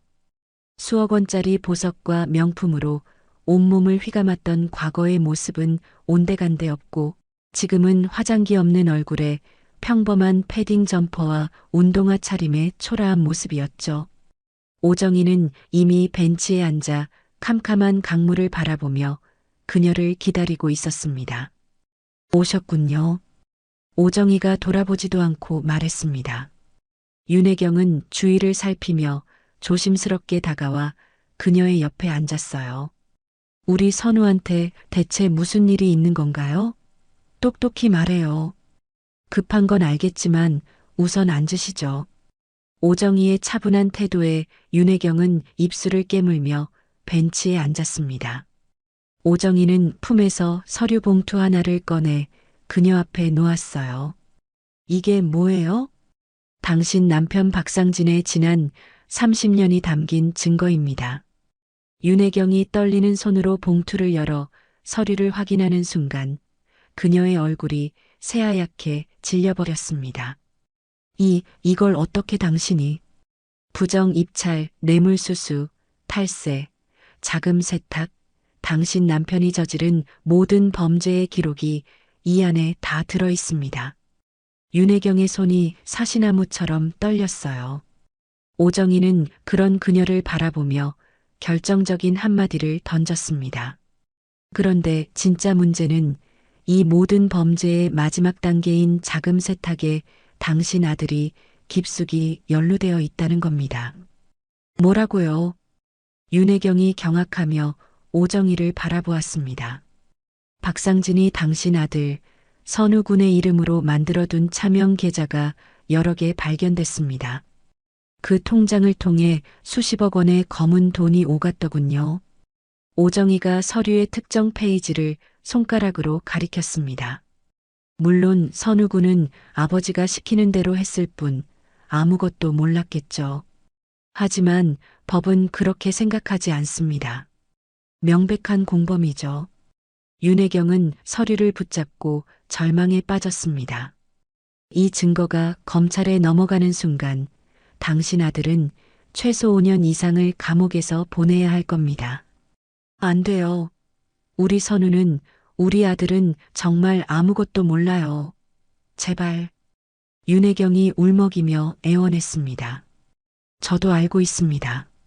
하지만 조 회장님은 그렇게 생각하지 않으실 겁니다. 그럼 나더러 대체 어쩌라는 거예요? 거래를 합시다, 윤혜경 씨. 오정희가 윤혜경을 똑바로 바라보며 말했습니다. 무슨 거래요? 당신 손으로 직접 당신 남편의 모든 죄를 검찰에 고발하세요. 네, 제가요? 그렇습니다. 아내인 당신이 직접 남편을 고발하는 겁니다. 오정희의 충격적인 제안에 윤혜경이 할 말을 잃었습니다. 그렇게만 해준다면 선우군이 연루된 이 증거는 제가 영원히 없애겠습니다. 당신은 검찰에 가서 아들은 아버지를 믿고 시키는 대로 했을 뿐 아무것도 모르는 피해자라고 증언하세요. 그럼 선우군은 처벌을 피할 수 있을 겁니다. 하지만 제가 남편을 고발하면 저는 어떻게 되는 건데요? 남편은 아마 평생을 감옥에서 썩게 되겠죠. 당신은 자수하는 셈이니 정상 참작을 받겠지만 모든 재산은 몰수될 거고 사회적으로도 완전히 끝장날 겁니다. 오정희의 말에 윤혜경의 얼굴이 절망으로 일그러졌어요. 선택은 당신 몫입니다. 파렴치한 남편과 함께 모든 걸 잃고 아들까지 범죄자로 만들 것인지 아니면 모든 걸 버리는 대신 아들만이라도 구해낼 것인지 시간은 없습니다. 내일 밤 12시까지 결정하지 않으면 이 모든 증거는 조 회장님의 손에 넘어갈 겁니다. 그분은 당신 가족 모두를 파멸시키려 하실 테고요. 당신 아들까지 포함해서 말입니다. 오정희는 자리에서 일어서며 마지막 말을 남겼습니다. 제가 이런 제안을 하는 건 단 하나, 내 딸 때문입니다. 내 딸을 그토록 모욕한 당신에 대한 복수는 하겠지만 내 딸이 진심으로 사랑했던 사람까지 내 손으로 망가뜨리고 싶지는 않아요. 당신에게 아들을 지킬 마지막 기회를 주는 겁니다. 진정한 모성애가 무엇인지 당신 스스로 증명해 보이세요. 다음 날 저녁 모든 것을 잃고 허름한 월세방으로 쫓겨난 윤혜경의 집. 박상진이 술에 잔뜩 취해 비틀거리며 들어왔습니다. 이게 다 너 때문이야. 네가 괜히 그 고물상년을 건드려 가지고 이 모든 사달이 난 거 아니야. 박상진이 고래고래 소리를 지르며 집안의 물건들을 집어 던지기 시작했습니다. 여보, 제발 진정해요. 닥쳐. 너만 아니었으면, 너만 가만히 있었으면 아무 일도 없었을 거라고. 박상진의 이기적인 행패와 폭언 속에서 윤혜경은 자신을 위해 울어주던 아들 선우의 얼굴을 떠올렸습니다. 그녀는 조용히 그러나 단단한 마음으로 오정희가 건넨 서류를 꺼내 보았습니다. 그리고 마침내 자신의 마지막 선택을 내렸죠. 여보, 미안해요. 뭐가 미안해. 당장 이 집에서 꺼져. 하지만 우리 아들만큼은 내가 지켜야겠어요. 윤혜경은 휴대폰을 들어 떨리는 손으로 검찰청 민원실 번호를 누르기 시작했습니다. 그것은 한 여자가 오만했던 과거의 자신을 버리고 비로소 진짜 어머니의 이름으로 거들나는 순간이었습니다. 윤혜경이 떨리는 손으로 마지막 번호를 누른 그 전화 한 통은 거대하게만 보였던 대한종합건설이라는 모래성을 하룻밤 사이에 무너뜨렸습니다. 며칠 후 박상진이 30년간의 비리 혐의로 구속되었다는 뉴스가 대한민국을 뒤흔들었죠. 특히 아내가 남편을 직접 고발했다는 사실은 사람들에게 더 큰 충격을 주었습니다. 모든 것을 잃은 윤혜경은 청담동 빌라에서 쫓겨나 작은 월세방으로 거처를 옮겨야 했습니다. 하지만 그녀가 지키고자 했던 아들 선우는 어머니의 눈물 어린 증언 덕분에 기소유예 처분을 받고 법의 심판을 피할 수 있었어요. 한 달 후 을지로의 허름한 식당이었습니다. 윤혜경은 고무장갑을 낀 채 주방에서 쉴 새 없이 그릇을 닦고 있었죠. 그때 딸랑 하는 소리와 함께 식당 문이 열리며 오정희가 안으로 들어섰습니다. 어서 오세요. 무심코 고개를 든 윤혜경은 손님으로 들어선 오정희를 보고 그 자리에 굳어버렸습니다. 오정희 씨, 바쁘신데 방해가 되었다면 죄송합니다. 오정희가 조용히 말했습니다. 윤혜경은 젖은 손을 앞치마에 닦으며 그녀에게 다가왔어요. 여긴 어떻게 알고 오셨어요? 뭐? 당신을 찾는 건 어려운 일이 아니더군요. 두 사람은 식당 구석의 작은 테이블에 마주 앉았습니다. 어색한 침묵이 잠시 흘렀죠. 먼저 입을 연 것은 윤혜경이었습니다. 정말 감사합니다. 그녀는 진심을 다해 말했습니다. 우리 선우, 우리 아들 살려주셔서 정말 고맙습니다. 어머니로서 당연한 선택을 하셨을 뿐입니다. 오정희가 담담하게 대답했어요. 아니요. 당신에게는 당연한 일이 아니었겠죠. 제가 당신과 당신 따님에게 얼마나 큰 죄를 지었는데요. 윤혜경은 더 이상 말을 잇지 못하고 고개를 숙였습니다. 그리고는 갑자기 의자에서 내려와 오정희 앞에 무릎을 꿇었어요. 어서 일어나세요. 오정희가 당황하며 그녀를 일으켜 세우려 했습니다. 정말로 미안합니다. 제가 너무 오만했고 어리석었습니다. 사람을 돈과 지위로만 판단했어요. 제발 저를 용서해 주세요. 윤혜경은 뜨거운 눈물을 흘리며 지난날의 잘못을 진심으로 뉘우쳤습니다. 오정희는 말없이 그녀의 어깨를 잡아 일으켜 세웠어요. 이제야 알 것 같아요. 돈이나 명예보다 가족이 얼마나 소중한지를요. 그로부터 몇 달 후, 오정희의 재활용 공장이었습니다. 기름때 묻은 작업복 차림의 선우가 땀 흘리며 일하는 모습을 지연이 멀리서 지켜보고 있었죠. 6개월간 단 하루도 빠지지 않고 가장 꾸준 일을 도맡아 하는 그의 모습에서 지연은 그의 진심을 느낄 수 있었습니다. 그날 저녁 두 사람은 작은 식당에서 마주 앉았어요. 지연아, 정말 미안했어. 그리고 고마워. 다시 너를 볼 기회를 줘서. 선우가 고개 숙여 진심으로 사과했습니다. 지연은 그런 그의 손을 따뜻하게 잡아주며 미소 지었죠. 진우 씨가 변했다는 거 이제 알아. 우리 다시 시작하자. 두 사람의 사랑은 그렇게 다시 시작되었습니다. 몇 달 뒤 어느 주말 오후 작은 동네 식당을 빌려 소박한 결혼식이 열렸습니다. 하객은 얼마 없었지만 그 어느 결혼식보다 진심 어린 축복이 가득했어요. 오정희는 행복하게 웃는 딸과 사위의 모습을 보며 만족스러운 미소를 지었습니다. 그때 조 회장이 그녀에게 다가왔습니다. 결국 오 여사께서 이기셨습니다.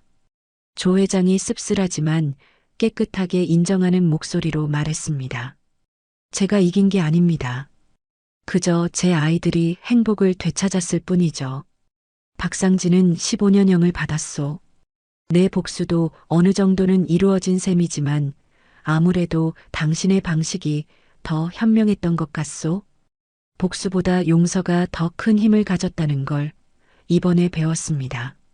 한편 오정희를 배신했던 김 부장은 조 회장에게 버림받고 업계에서 완전히 퇴출당하는 비참한 최후를 맞았습니다. 오정희는 그를 용서하지 않았고 믿을 수 있는 새로운 사람들과 함께 흔들렸던 사업을 다시 단단하게 일으켜 세웠습니다. 결혼식이 끝나고 오정희는 딸 부부와 함께 노을 지는 한강변을 걸었습니다. 엄마, 정말 고마워요. 엄마가 아니었다면 우리에게 이런 날은 오지 못했을 거예요. 지연이 오정희의 팔에 머리를 기대며 말했습니다. 사랑하는 사람들이 제자리를 찾고 행복하면 그걸로 된 거야. 오정희가 두 사람을 따뜻한 눈으로 바라보며 말했죠. 그녀는 비로소 깨달았습니다. 진정한 승리는 적을 파멸시키는 것이 아니라 네 사람의 행복을 지켜내는 것임을. 붉게 물든 저녁 노을 속에서 세 사람은 새로운 미래를 향해 행복한 걸음을 내디뎠습니다. 오늘 이야기 어떠셨나요? 혹시 끝까지 함께 해주신 분이 계시다면 잘 들었다고 댓글 하나만 남겨주세요. 여러분에게도 따뜻하고 빛나는 날들이 찾아올 거예요. 구독과 좋아요는 다음 이야기를 이어가는 큰 힘이 됩니다. 지금까지 오늘도 사연이었습니다. 더 깊고 따뜻한 이야기로 다시 찾아뵐게요. 편안한 하루 보내세요. 감사합니다.